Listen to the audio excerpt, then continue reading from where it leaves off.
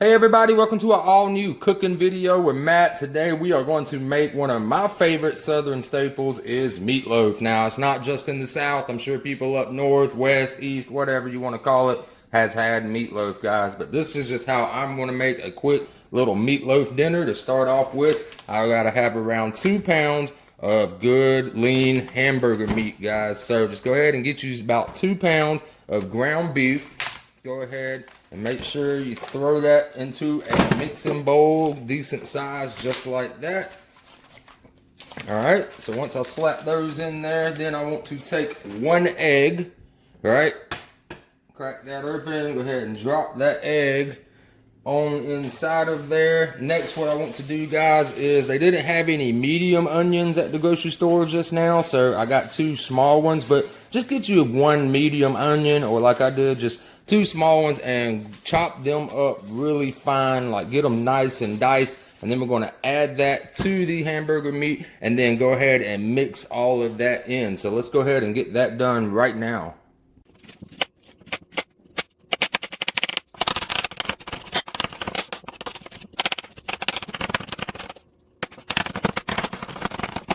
All right, so once we got our onions all diced up nice and fine, we can go ahead and just add that into our mixing bowl, just like that.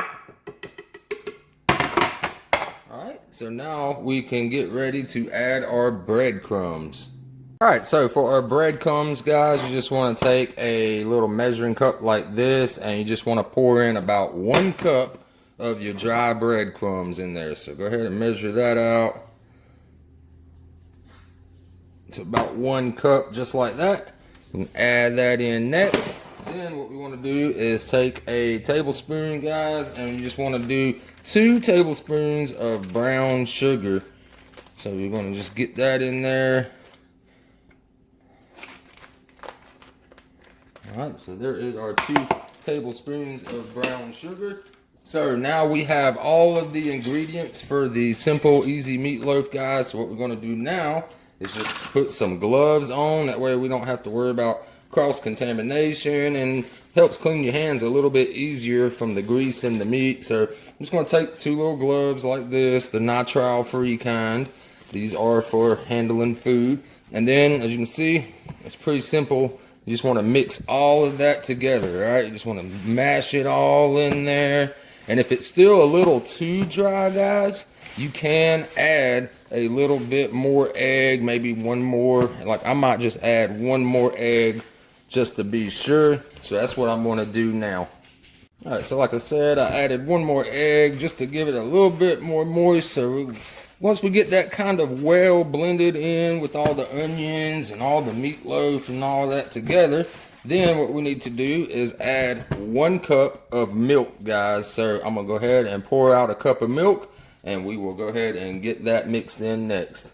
All right, so here is our 1 cup of milk, and that is going to give us what we need to get it all nice and blended perfectly, guys. Let's go ahead and mix all of that.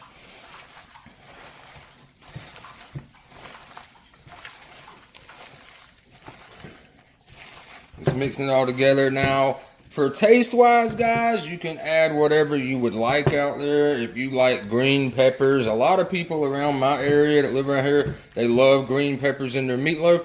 I just personally am not a fan of green peppers. I'm really not. So, all right, so once we got that kind of blended real good like that, then I need to just take 1 of my gloves off. I'm just going to take a little bit of salt. Give it a little bit of dash of that. Then I'm going to take some pepper.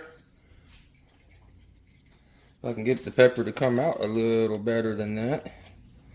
Let's see. All right, here we go.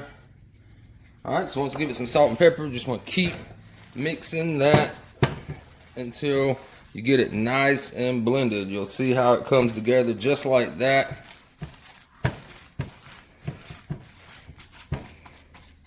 All right, so there is our meatloaf mix. Now we will be ready to set our oven to temperature and put it into our pan. All right, guys, so now you want to set your oven at 350 degrees on bake, guys. So go ahead and preheat your oven while we get our meatloaf poured into our pan. Alright, so what I want to do is just slightly grease up my pan right here, guys. I'm just using some coconut oil, what I had on hand. You can use vegetable oil, butter, it don't matter. Just grease up your pan lightly. It doesn't have to be completely crazy. Alright, so now with your meat, what you want to do now, get it ready to go. You can lift it all out in pretty much one big glob like that. Set it in your pan, just like that, and go ahead and mold it to your pan.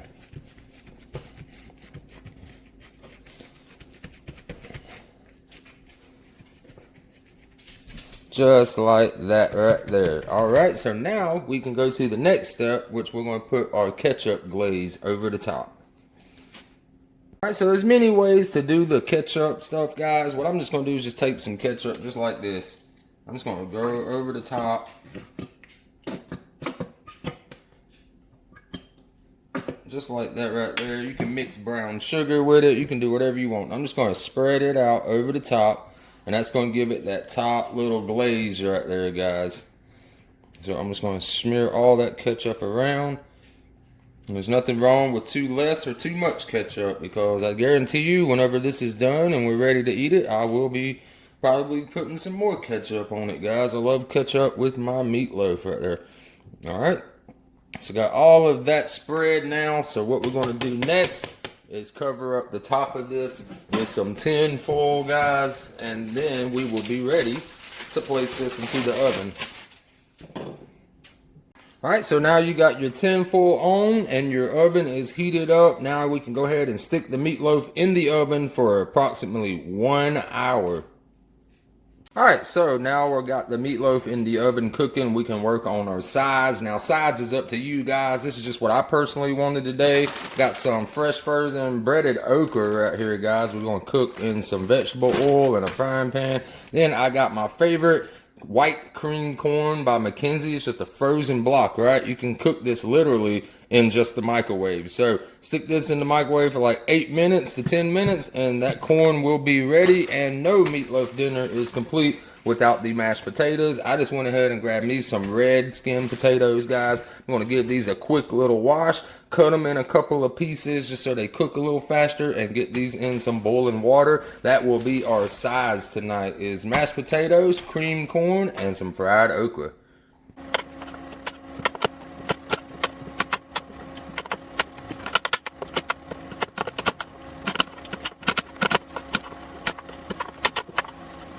Alright, as you can see, I got the potatoes in some water, ready for it to bring it to a boil, guys. And once they start boiling, you just want to boil them about 15 minutes, and then we'll mash them up into mashed potatoes, add a little bit of milk to make them creamy, and then those will be done. And for the okra, just going to take a little bit of vegetable oil, cut it on high, put it in there, and wait till that grease heats up, and then we will drop some okra in there to fry that okra. So I'm gonna get all of this going in right now while we're still waiting on our meatloaf to cook.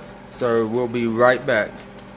Alright guys, so real quick, just wanted to add that while you're waiting on all this stuff to cook and stuff, just about 10 minutes before your 1 hour is up, right? So in 50 minutes from now, from the time you put it in the oven, pull it out real quick, take the tin foil off and stick it back in for 10 more minutes. And what that's going to do, guys, is give it a nice, no, delete this one.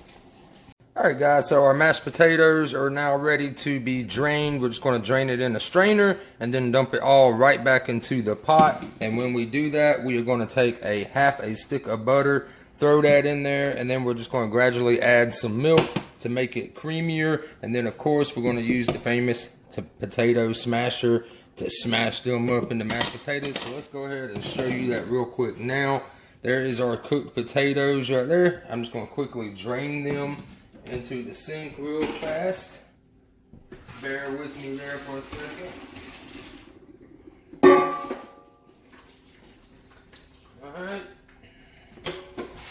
Alright, got all of that water drained out now. You can see there is the mashed potatoes. Like I said, I'm going to take half a stick of butter. Go ahead and stick that right into there. Go ahead and add a little bit of pepper, a little bit of salt, and I'm going to add just a little bit of milk at first just to see if you're going to need any more than that. And then you just take your little masher right here, guys, And just mash those potatoes up, get them nice and crunched up, and that butter melted in there. Alright, so just gotta mash those potatoes up really good.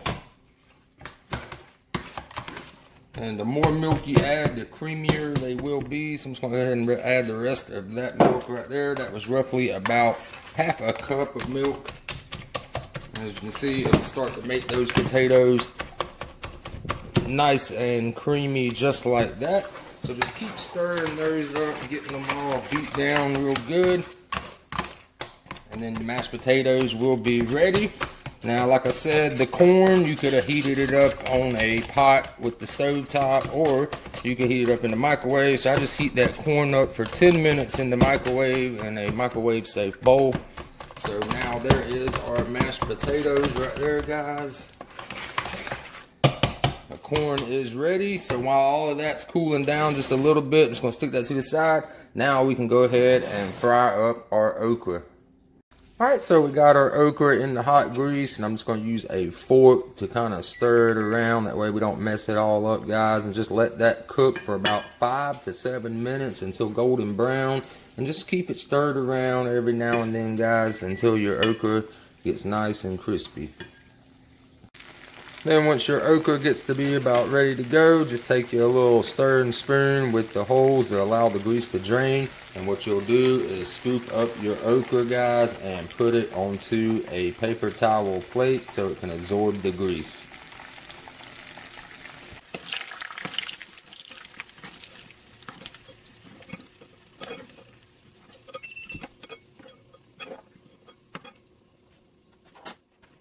Alright guys, our 1 hour cooking time is now up. So what I'm going to do is just open it up, right, real fast. We are not going to take it out yet though. All I'm simply going to do is to crisp up that top a little bit more. Is I'm just going to take this tin foil off of the top.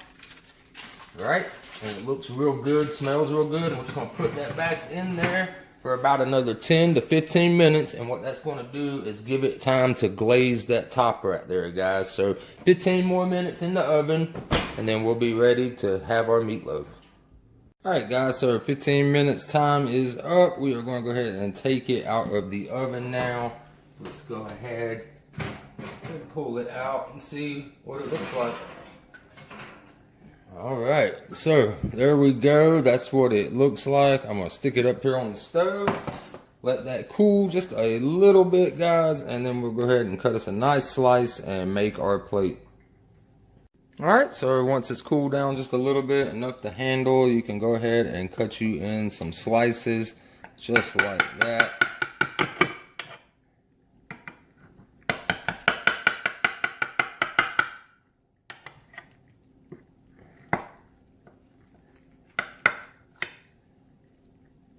And then you will be ready to serve your meatloaf.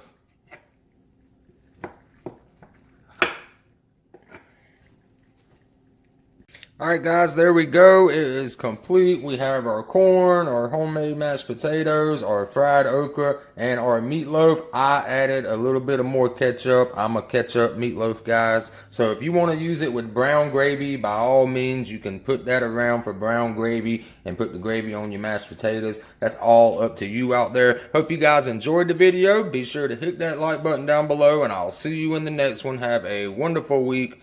Peace.